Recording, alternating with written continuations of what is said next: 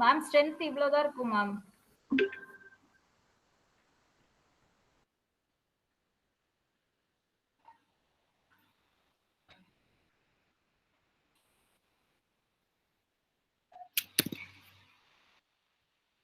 Ma'am screen விசிபிளா இருக்கா? இல்ல ma'am.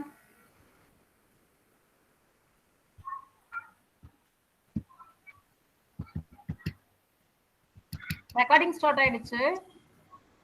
ஒரே நிமிஷம் மேம் பாக்க.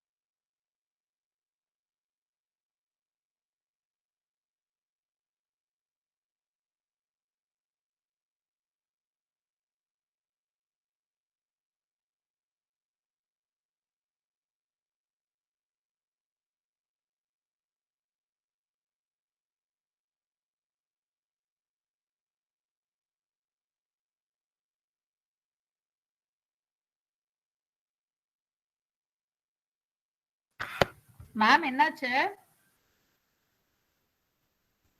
பிபிடி ஓபன் ஆக மாட்டேங்குது மேம், ஒரே நிமிஷம்.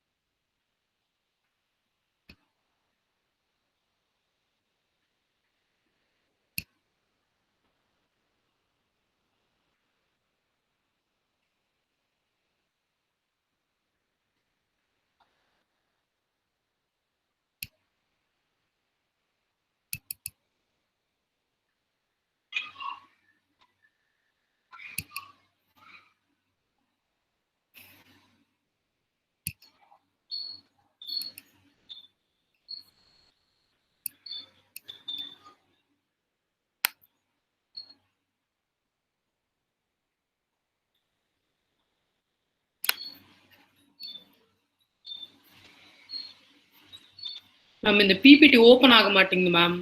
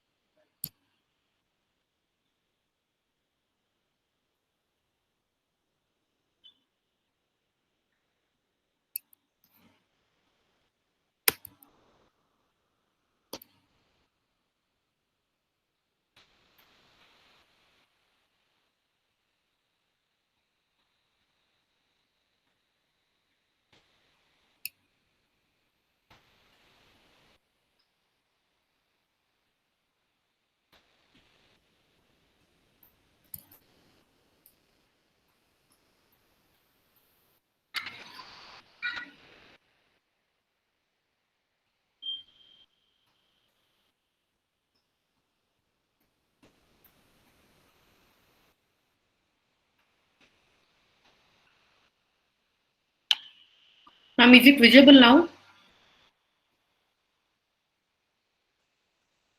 எனக்கு தெரியல. ஸ்டூடண்ட்ஸ் ஏதோ PPT visible ஆகுதாப்பா?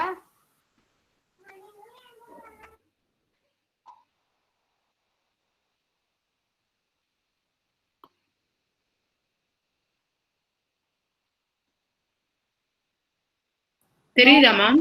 No ma'am. Ma'am நீங்க ஓகே இப்போ விசிபிள் ஆகுது. Okay ma'am. Okay.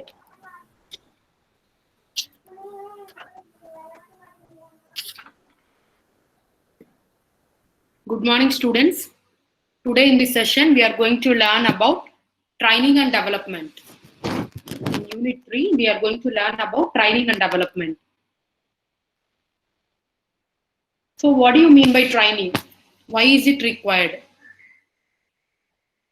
So training plays an important role in human resource development. It is an act of increasing the knowledge and skill of an employee for doing a particular job. So you must give training to the employees so that they will perform well in their jobs. So why is it necessary means? So it is necessary to prepare the existing employees for higher jobs. Already the employees will be at some level, right? So training will be given so that they will be promoted to the next levels, right? So it is needed to bridge the gap between what the employee has and what the job demands. So it will fill the bridge, it will fill the gap that exists between what the employee has. The employee will be having some skills. So we will give training to that employee so that the skills will get improved, so that he can achieve higher jobs. So whatever is required, whatever your job demands, that we will give it in the form of training. So this training will help the employees for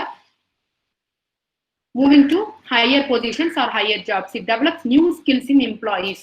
So if you give training, the employees will get new skills.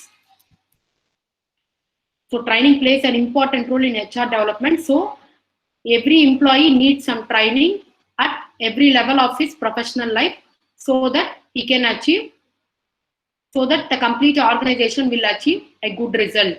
So these are the needs for training. So it is necessary to prepare the existing employees for higher jobs. It is needed to bridge the gap between what the employee has and what the job demands. It develops new skills in employees. So why should you train your employees? These are the factors that will affect the training, because the technology always changes, right? In 2020, we'll have some type of technology. If you go to 2021, the technology may change, right? The technology is not always the constant, right? Technology changes are unavoidable. So the changes will always happen. So that you have to give training to your employee so that he will be capable to learn all the new technologies. Then only he can perform well in his job. So due to change in technology, we need to train the employees. And also one more factor, organization complexity. If you consider an organization, there are complex problems of integrity and coordination among different activities in an organization, right? There are many problems of integrity in an organization, right? So a person needs to be trained in all those aspects so that he can perform much better than before. So this is the need for training. So training plays an important role. So each and every employee at any level of his professional life need to be given training. So these are the needs for training. The technology always changes. Technology change is unavoidable, and an organization is always complex. So because of these factors, an employee must be given training so that he can perform much better.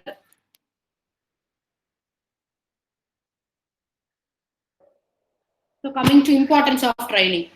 So what is the importance of giving training? So if I train an employee, what will happen? So the trained employees make better use of materials, machinery and equipment, right? Materials may be any software materials or hardware materials or anything, right? So if you train an employee, he can make better use of resources that are available within an organization. So for better or efficient usage of resources, he or she needs training. Training helps employees realize their career goals. Right? Training helps in standardizing the method of performing a job. So each and every employee will be assigned with some job, right? So if he is trained in the job, that method of performing job will become standardized, so that the remaining employees who are coming to that position can follow that method. So training helps in standardizing the method of performing a particular job. So this is the importance of training. So training is necessary to prepare the existing employees for higher level jobs. It is needed to bridge the gap between what the employee has and what the job demands. It develops new skills to the employees. So training is required because the technology always changes, and also the organization is complex. So if I give training to an employee, he will do much better. He can make better use of resources that are available within an organization.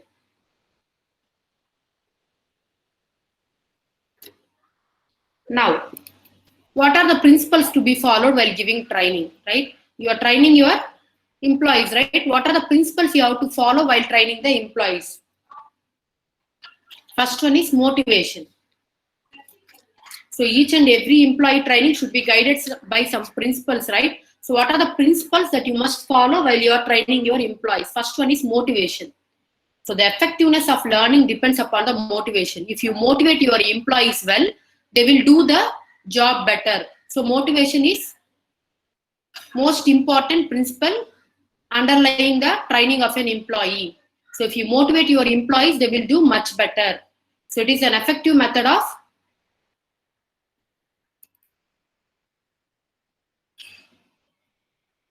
motivation is the effectiveness of learning always depends upon the motivation. So if you motivate your employees, they will do much better. Progressive information. What is this progressive information? You are training your employee, right? So for each and every interval of duration, you have to give the progress report. How much he has progressed in his work, right? There must be some information to the trainee regarding his progress.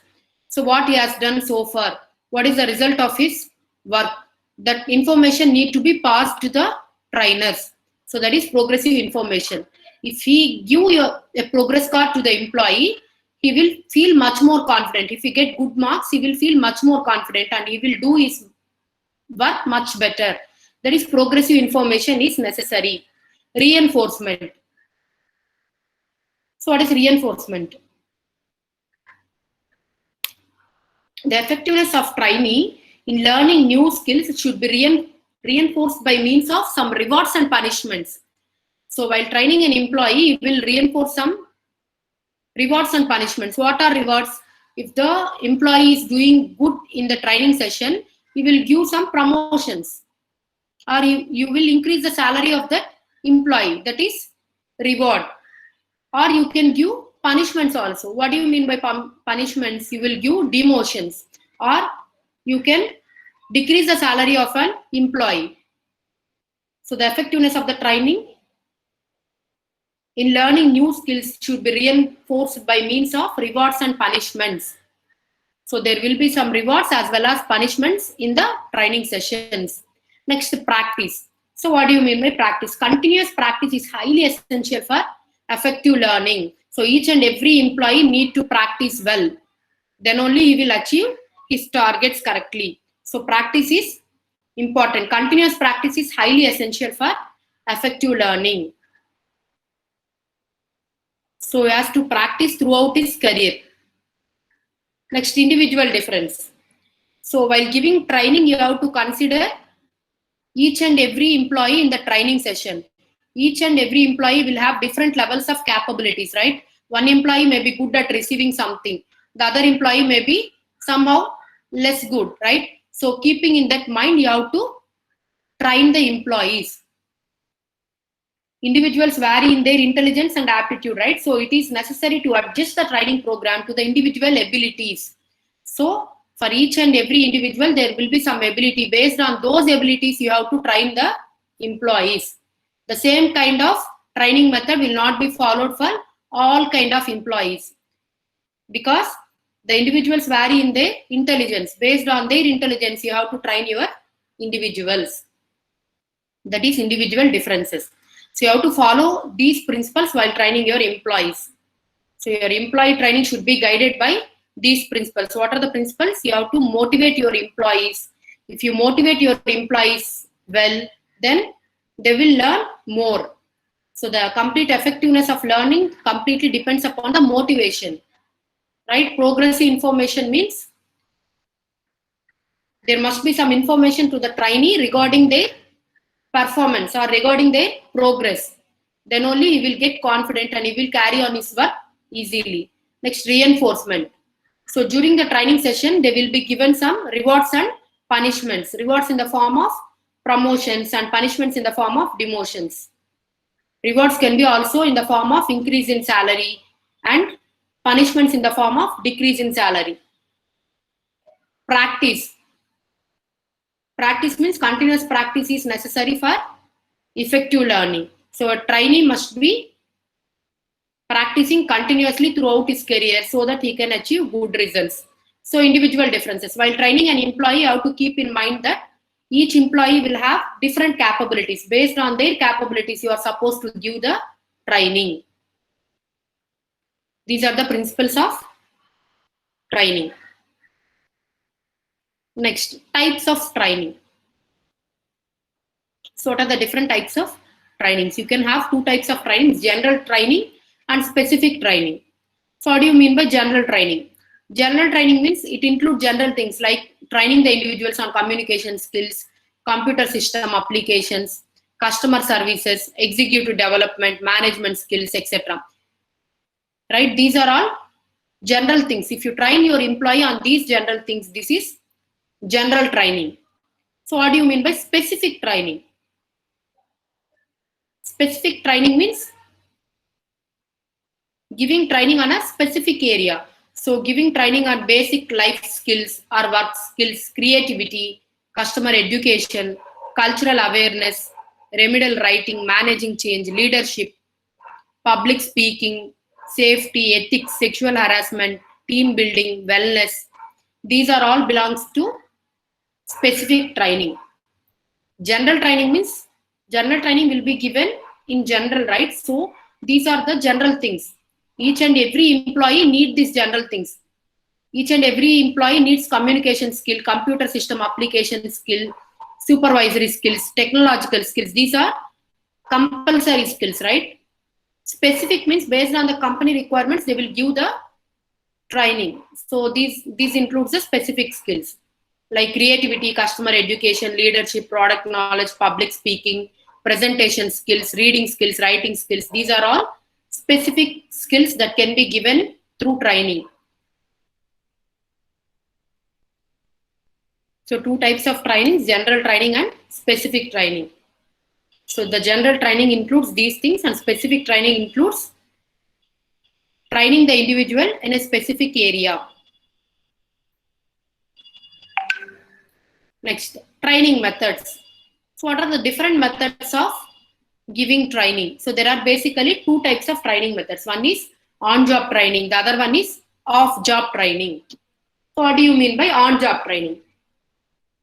For new or inexperienced employee, we will give on-job training. In on-job training, the employees will learn through observing their peers or managers. On-job training means for new or inexperienced employees, we will give on-job training. In this training, what they will do? They will learn from their peers. Peers means employees who are working in their organization, who are equal in their positions, right? They will learn from their peers or from the managers. That is on-job training, right? So there are different methods of giving on-job training. So these are some of the methods for giving on-job training. Job rotation, apprenticeship or coaching, committee assignment, experience or understudy. These are the different ways of giving on-job training. So what do you mean by job rotation? You might have already learned about job rotation. So what is job rotation? So in job rotation, there will be movement of manager from one job to another job. Why should you move the manager from one job to another job? Because he might have acquired some skills in his current job. So if I move that manager to a new position, what will happen? He will learn some more skills from that new job. So he can broaden his knowledge. So job rotation is one of the on-job training. In job rotation, the managers will be moved from one job to another job, which helps in broadening their knowledge. That is job rotation. Next, apprenticeship or coaching. What do you mean by this? So this is one-to-one training. Apprenticeship or coaching means this is one-to-one training. So the trainee is placed under a supervisor. So each trainee will be placed under a supervisor who acts as an instructor. And this supervisor teaches the job knowledge to the trainee. There will be only one trainee and one supervisor, one-to-one training, right? In this training, what the supervisor will do? He will guide the trainee. He acts as an instructor and he teaches all the knowledge that is required to perform his job. That is apprenticeship or coaching. Next, committee assignment. What is committee assignment? So under this method, the trainee managers are appointed as committee members. Right? You will have different trainee members, trainee managers in your organization, right? These trainee managers will be appointed as committee members. They will discuss some issues regarding their business in these meetings. The training managers will be appointed as committee members, right? They will conduct some meetings, right? In these meetings, they will discuss the issues regarding their business. And the trainees learn from these meetings and the discussions that are done by these trainee managers. That is committee assignment. So committee assignment is on-job training.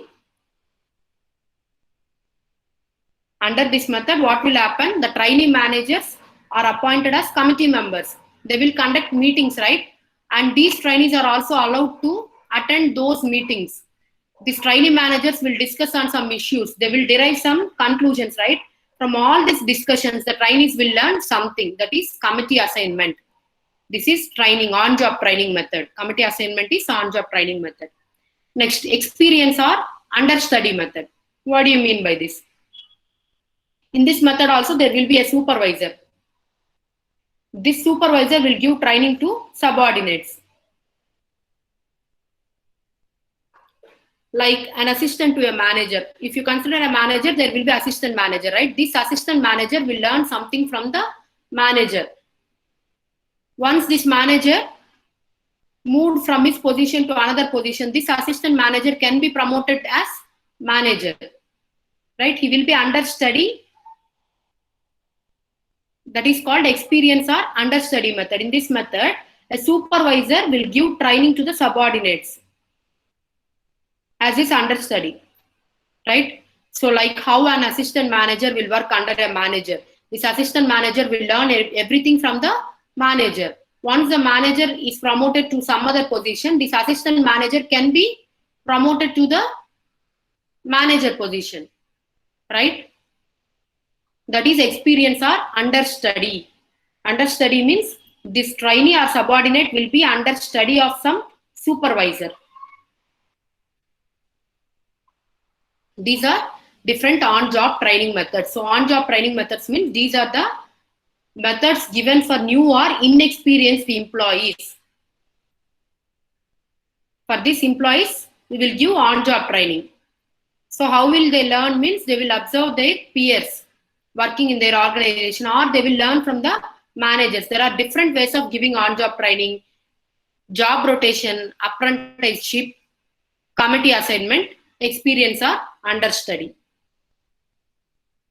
Right? Next method is off-job training. So what is off-job training? So in off-job training, usually they will be separated from the job environment. So in on-job training, the training will not be separated from the job environment, but in off-job training, your training is conducted separately from the job environment. How will they conduct this training means they will provide some study materials. So you will be given some study materials. You will study those materials and gain some knowledge, right? That is off-job training. Your training is completely separated from the job environment. Whereas in case of on-job training, your training is a part and parcel of your job environment. Whereas in case of off-job training, these are conducted separately from the job environment. How this happens means some study materials will be provided to the employees. They will learn from studying those materials. That is off-job training. There are different methods of giving off-job training. There are lecture, conference, seminars, role-playing, case studies, in-basket method, sensitivity training. These are the different ways of providing off-job training. So what do you mean by lecture? So lecturing.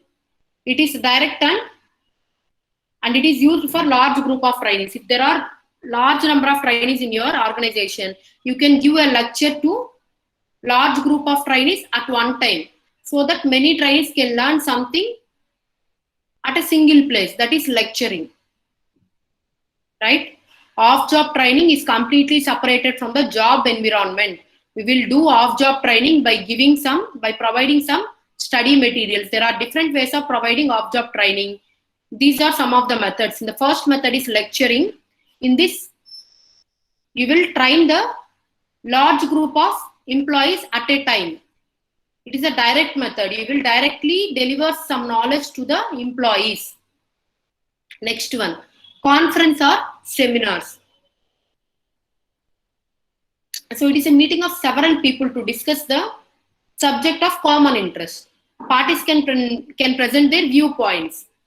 So we'll have large group of people meeting in a common place. They will discuss some subject of common interest. So each participant can present their own viewpoints. Suppose there are n number of participants, they can present n number of views. This is one method of off-job training. Next, role playing. You know what is role playing? In this method, a trainee will be assigned a role to be played by him. The role players are given with some written or oral description of the situation, and they have to play their role. So they will be given some oral description of a situation or some written description of a situation. They have to play their role. So what happens if I allow my employee to do role playing? What will happen? He can improve his communication skills. He can improve his logical skills. He can improve his decision making skills. These are the different advantages of role playing. This is one of the off-job training method, because you are not giving training in the job environment. This is separated from the job environment. So role playing is off-job training. Next, case studies. What do you mean by case studies? You know what is a case study?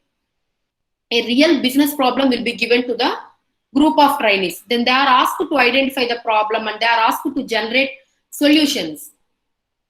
So in case studies, what they will do is they will give some real business problem to a group of trainees. what they will ask is, they will ask the trainees to identify the problem, and they will ask the trainees to generate some solutions.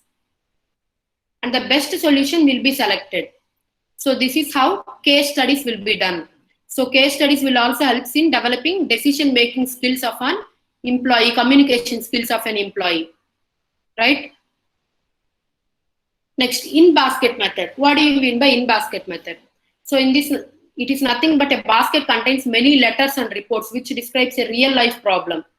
The trainees are required to solve each problem separately and to record their decision within a specific time period. Right? In case studies, what will happen? The problem will be given to a group of trainees, right? They will come and discuss with each other and they will arrive with a solution. Whereas in basket method, what will happen? Each trainee will be given a different problem. So in a basket, they will give many letters and reports which describes a real life problem. So each trainee is required to select one problem, right? So and he has to come up with a solution. He has to record the decision within a specific time period. For each and every employee, they will give some time period. Within the time period, he has to solve the problem. So this also helps in promoting the logical thinking of an employee.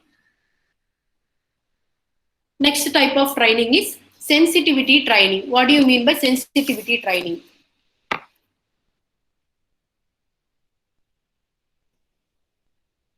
In this method, a small group meets in an unstructured situations. In this method, different groups of trainees are allowed to mix up with each other and communicate with each other freely. So in sensitivity training, there will be different group of trainees, right? All this group of trainees are allowed to mix up with each other. They are allowed to communicate with each other. They will criticize their behaviors of each other. They will give some positive feedbacks or they will give some negative feedbacks. Everything will be done in sensitivity training. So in your WAP classes, you might have done this sensitivity training. So you will be formed into groups, you will discuss on something and you will arrive at some conclusions, some positive or negative conclusions. You will present some views. Based on your views, your WAP coordinator will suggest some ideas, right? That is sensitivity training. In sensitivity training, what will happen? Different groups of trainees are allowed to mix up with each other and communicate with each other freely, right? And they criticize the behavior of each other, thereby giving some positive feedbacks or negative feedbacks, right? So the trainee manager will give suggestions on each group. So and so group has given this kind of feedback that is better. So and so group has given this kind of feedback. This can be improved. In such way, the trainee manager can give suggestions on the conclusions that are derived from each group. That is sensitivity training. So there are two types of groups. I've told you that you can form groups, right? You can form two types of groups. The first group is stranger lab. The second group is cousin lab. What do you mean by stranger labs? In stranger labs, all the participants are from different organizations. You consider stranger labs, the participants are all from different organizations. If it is cousins lab, the participants are from same organization, but from different departments. So sensitivity training means mixing up of different participants.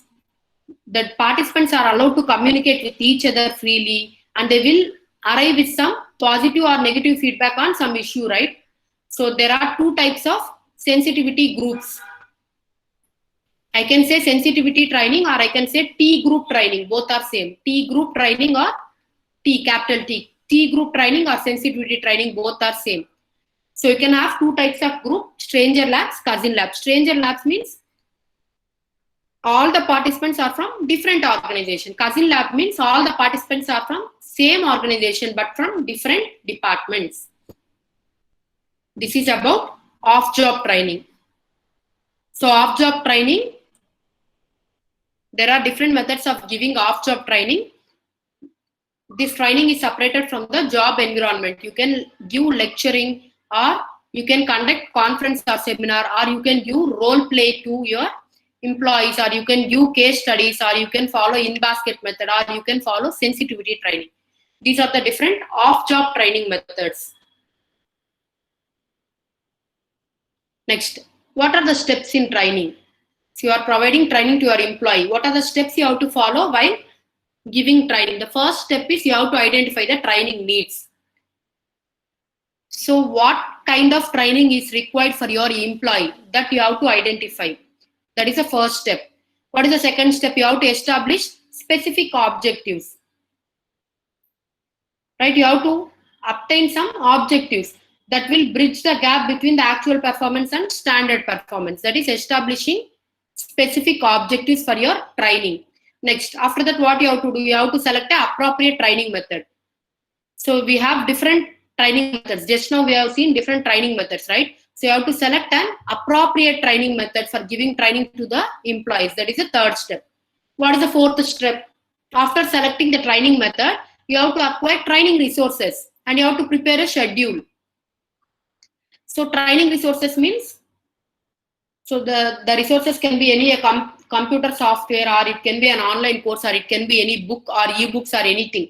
So you need to acquire all the training resources that are required to train your employees. If it is an off-job training, you need some materials, study materials, right? That is also a resource. So you have to acquire all those resources and you have to prepare a schedule, right? After that, you have to find a trainee. So this trainee need to be selected. How will you select a trainee? Means this trainee must be efficient in his profession. He must be good enough to train your employees. He must be good enough to guide your employees.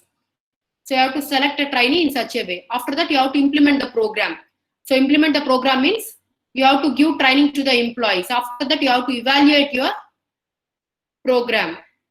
And then finally get the feedback from the trainees. So how will you get the feedback?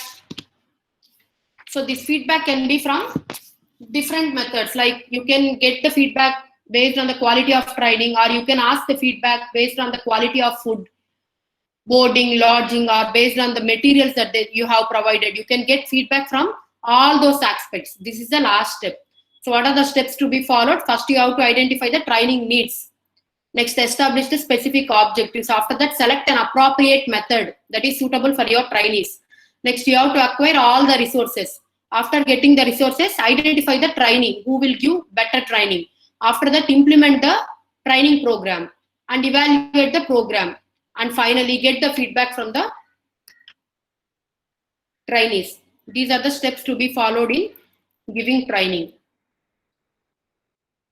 So the next point is training is different from development. Right? Both are not same. If I say training, it is a process of increasing the knowledge of an employee. So what do you mean by development? Development is your personal skill. You have to learn on your own and you have to grow on your own. That is development. Training means some other people will help you in increasing the knowledge of yourself, right? That is training. Development means that is a personal growth. So if you consider training, it is a process of increasing the knowledge and skill of an employee. Development means it is a process of learning and growth. It is job-oriented process. It is career-oriented process, right?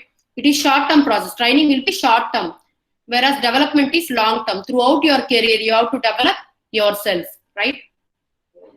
So these are some of the differences between training and development.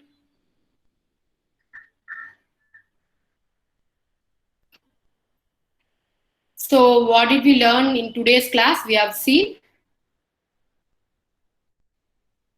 training and development. So what are the needs for training? So as the technology always changes and an organization is complex, we need to update our knowledge through training. So training is essential for each and every employee. So if you train the employees, they will make better use of their resources, available resources. So you have to follow some principles while giving training. So what are the principles means? You have to motivate your employees and you have to provide progressive information to your employees. You have to reinforce some promotions or demotions to your employees. Your employees are allowed to have continuous practice and you have to train your employees based on the individual capabilities of their abilities. So each and every employee will have different capability. Based on their capabilities, you will train your employees. So these are the principles that you need to follow while giving training, right? So there may be general training method or specific. You have two types of training methods: on-job training. On-job training will be given to new or inexperienced employees. So there are different ways of giving on-job training: job rotation, apprenticeship, committee assignment, experience, or understudy. Job rotation means one manager will be moved from one position to another position so that he can broaden his knowledge. Apprenticeship means it is one-to-one training. So there will be one supervisor and one trainee. This supervisor will take care of providing knowledge to that trainee. So committee assignment means there will be some meetings and the trainee will learn from those meetings and discussions. Next one is experience or understudy. So it is like an assistant manager and manager. Next, off-job training. There are different ways of providing off-job training. Off-job training is completely separated from the job environment. So that can be done by lecturing, or you can conduct conference or seminar, or you can do role play, or you can do case studies to your trainees, or you can follow in-basket method, or you can follow sensitivity method. So these are the steps that are involved in training. First, you have to identify the training needs, establish specific objectives, you have to select an appropriate training method, and then you have to acquire the training resources, you have to select a trainee, and then you have to implement and evaluate and get the feedback from the employee. So these are the different steps involved in training. So that's it for today's class. If you have any doubts, you can ask me.